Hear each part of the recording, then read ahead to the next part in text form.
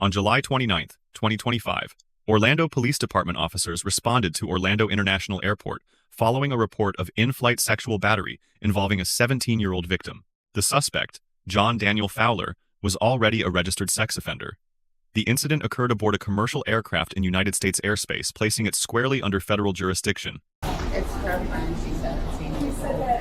Where's the friend? There and there. The guy is in the back seat and she's in the front seat. Okay. And she was sleeping, and when she woke up, he slipped his hand under the blanket and was touching her. Did somebody see that? Or? There was a woman like sitting next to her, but she said she was asleep too, so she didn't see it. I know she was hysterical. The girl was very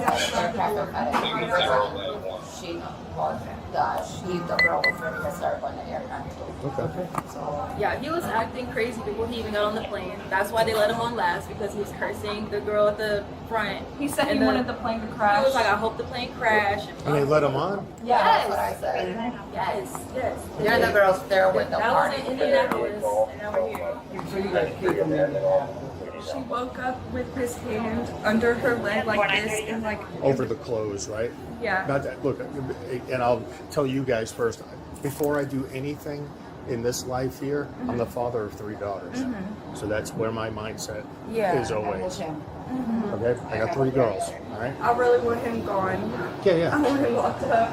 The way this is handled because it was up in the air, just so you guys know, is very weird. Okay, it's not really somebody leaving in handcuffs because of jurisdictional stuff. We already called the FBI, and that guy should be on his way out here. After speaking with her friends, the officer heads inside to talk with the victim. I was sitting down, like napping on the plane, and the blanket was like this, so I could like nap and stuff, and it was covered. And when I woke up, his hand was like right here on my. And it was kind of like moving, and so I looked down, and I like started freaking out, and he hurried up and moved his hand. He was just looking like, what are you doing? Like, no, that's not. I was like, yes, it is. It's true. I seen it right there. And then that's when they all came. That's when who came? Like the airline staff? Yes.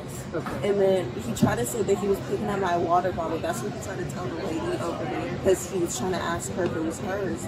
But he knew that water bottle was mine, and it was sitting there from the second he got on the plane. He seen me drink it, and I put it back. And I also moved it from his side over to my side like this. Right. And so, like, he just tried to use that as an excuse, because there's no reason that you should be touching my water bottle. Okay. When he knew it was mine. And also, I'm a that's like sexual assault. Are you traveling with your mom? I'm or traveling with my friends. Okay.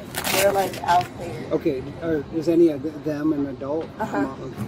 Do you have an ID with you on your boarding pass first? Yeah, she got the boarding Okay. pass. I'm Officer Stagen with the Orlando Police Department. This is Corporal Shellhorn. I should have left that thermos on the floor. That's what I did. I picked it up and actually did. I hit her leg. I didn't say nothing about her laying on my shoulder sleeping. Is this your correct address on here, sir? Yeah. We're investigating an incident that's been claimed to have occurred, okay? So because of that, you're not under arrest. However, because I'm going to be asking you some questions, I'm going to read you your Miranda warnings, okay? Question, just to answer yes or no, okay? You have the right to remain silent. Do you understand? Yeah. Anything you say may be used against you in court. Do you understand? Yeah. Right? You have the right to talk to a lawyer before and during questioning. Do you understand? Okay. If you cannot afford a lawyer and want one, one will be provided for you before questioning without charge. You understand? Yeah. Has anyone threatened or promised you anything in order to get you to talk to me? No. Okay. Young lady is claiming that she was sitting next to you on the flight and she was sleeping. Is that correct? Yes, it was. Okay. And then, while she was sleeping, upon approach to the airport, what did you do? I woke up as we came ready to land. I heard something hit the aluminum down there. I seen a water bottle. So I reached down to pick it up this way, and my arm hit her leg as I picked it up, and I asked the woman at the window, I said, is this yours? She said, no, it's hers. So I set it on the table right there, and my arm hit her leg again. And she woke up screaming. I was touching her, which I did not touch her. I accidentally hit her. So at no time did your hand or elbow go underneath her blanket? No, sir. what would incline her to make that claim again? I do not know. She doesn't know you? No, I don't know. Okay, you're not traveling with her? No, she was sleeping on my shoulder when I woke up. And I was sitting here like this, and she was leaned over on my shoulder, and I was sleeping like this. Next thing, she moved over that way a little bit, had her legs up like this, sleeping, and that's when I grabbed the thermos off the ground when we get ready to leave. So you reached across her to get the thermos? No, I leaned down like this, straight over like this. I was sitting like this, and I reached down like this and grabbed the thermos. And my arm hit her leg when I reached down. But I set it up on this was down like this. I set the thermos on there after I asked the woman. And when I went to put it over there, my arm brushed against her leg right here. And that was it. I never touched her any which way or form. And when we left the airport in Indianapolis, she took pictures out the window. And I asked her, I said, I'd like to take my camera and take pictures out the window with my phone. She said, I'll give me your phone number and I'll just send them to you. I said, okay. So I give her my phone number. Okay. But that's the only conference we had.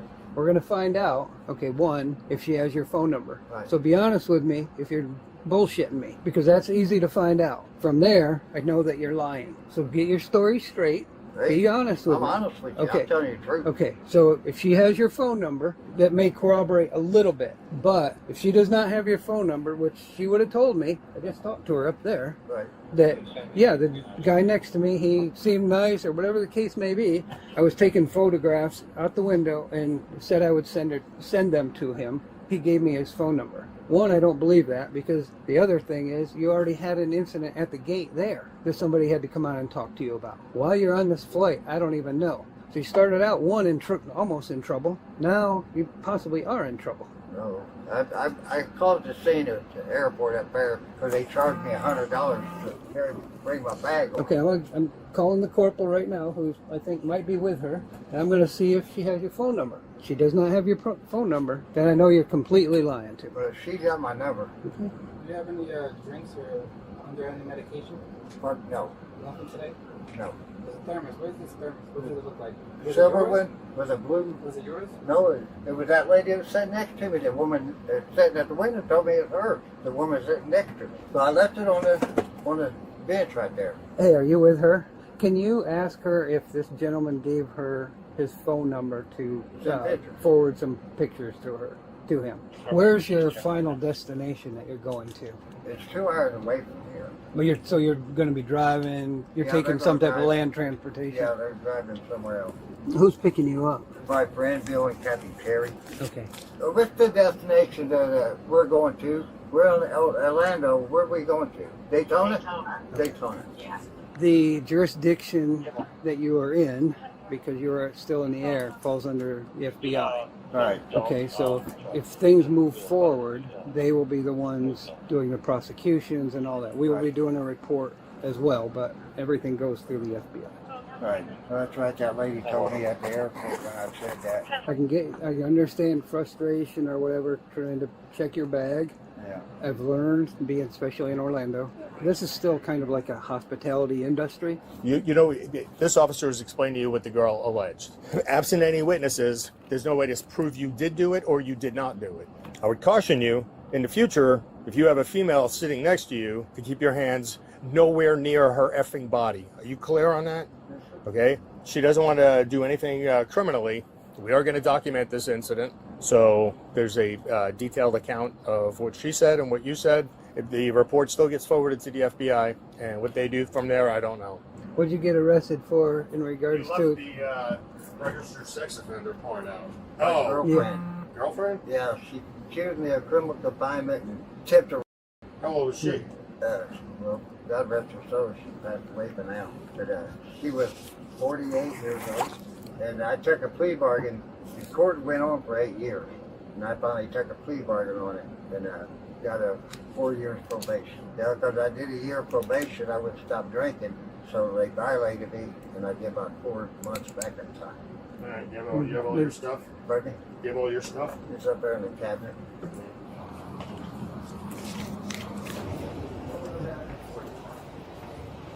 Yes. Yes, ma'am.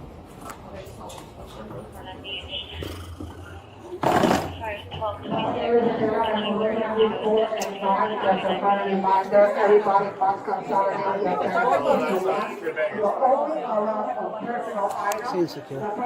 Can you hear me okay? Yeah. I guess when the plane was landing, she was sitting on the airplane seat with her knees up to her chest. She was covered by the blanket. Your little one is saying that when she woke up, she felt the guy's hand underneath the blanket touching her. We have an FBI guy and another Orlando police officer talking to him right now. Okay. So I was just coming back out to reaffirm with your daughter that that's what happened. Because obviously the guy's not going to come out and say, "Oh yeah, this is what I did." He's saying that as the plane was coming down, she has like one of those Yeti cups. You know, when these Yeti cups tip over or hit something else, it sounds like artillery going off. So I guess her Yeti cup hit the aluminum frame underneath the seat in front of them. So he bent down to pick it up and he said, my elbow hit her leg. He accidentally hit her leg again. That's his account. But again, I was only there for like the first couple of minutes. He seems a little weird, but not. I don't know that there's a type, but of course I'm going to believe anything that comes out of your daughter's mouth. All right, you're freaking out like a mom, okay? No. That's 100%. I'm the father of 3 daughters. That's the first thing that came out of my mouth when I started talking to your angel, okay? I wanted her to be assured that that's where my brain is and where my mindset comes from. This pretty outfit, that's just the shell of how I make my money. That's it. I'm obviously going to be very, very, very concerned with all the words that come out of your child's mouth. You know what I mean? If there's a couple of questions I have to ask, I'm going to hang up with you for right now, okay? And then she'll call you right back. She's fine. A little rattled, okay? She's not injured in any way. All right. Let's examine the constitutional framework. Under Title 49, United States Code, Section 46, 506, Congress extended state criminal law to conduct aboard aircraft. In plain terms, what happens on a plane is prosecuted as if it happened on the ground below. Here, Florida law governed the underlying offense, but federal prosecutors held the charging authority.